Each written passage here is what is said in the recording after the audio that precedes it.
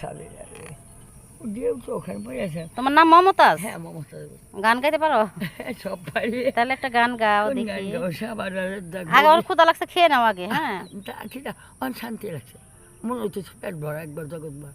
তাই? হ্যাঁ কন্ট্রোল আছে প্রায় 1 ঘন্টা ধরে আমি অস্বাভাবিক আছে।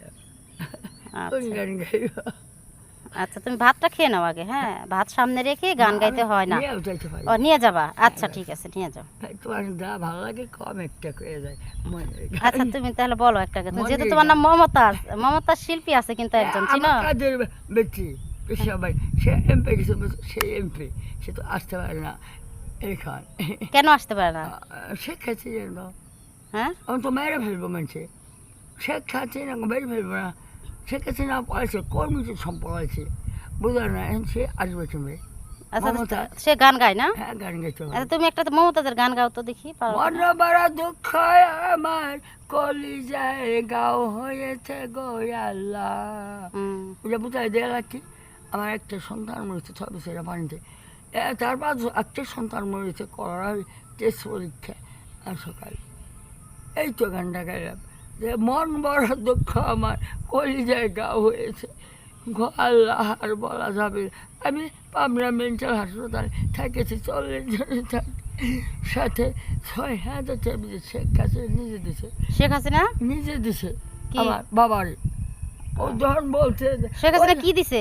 ওই মিটিংয়ে বসছে তখন ঢাকা, তখন কিছু ওই ছেলেটা মন বেজারকে আমার কাছে আসো, তখন আসছে বিদ্যুৎ দেখি আসছে আসে আমার কয় খুশিতে বাংলাদেশে তোকে আমি আন্তরিক ভালোবাসি। মুতো আম্মের সামনের নাকি থাকা আমার কাছে বলতে তুই ভালো ছেলে ধনী লোক, তোর ভাবতে যা কী চাস খেলাম আমি খেতে যাই মায়ের পাগল কেন রে? আমার একটা ভাই মনছে 6 বছরে বাড়ি, একটা ভাই মনছে 16 বছরে করে, মা তো খায় না, রান্না বান্না করে না, এই তো আমরা ভালো। আচ্ছা আমার মা ভালো, এই তো একটা ভাই নিয়ে আসো, রেখে তো 6,000 বিশ। আচ্ছা ঠিক আছে, বুঝতে পারছি তোমার মনের ভাবটা তুমি প্রকাশ করেছো।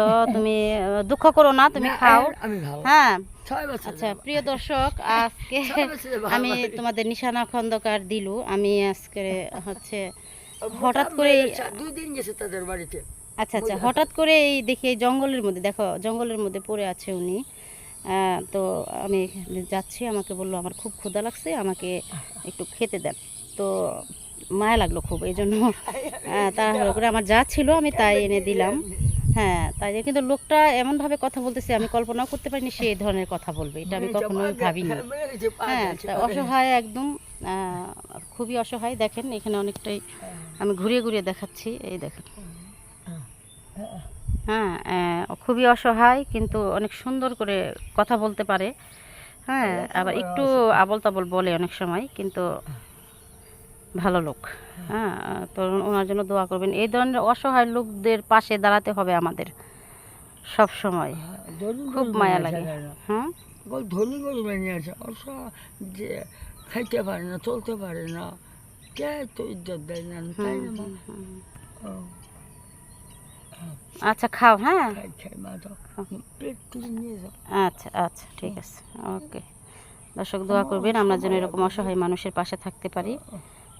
তো সবাই দোয়া করবেন। আমার আল্লাহ যাইতে বলে হাফেজ। আমি যাইতে পারবো, তুমি যদি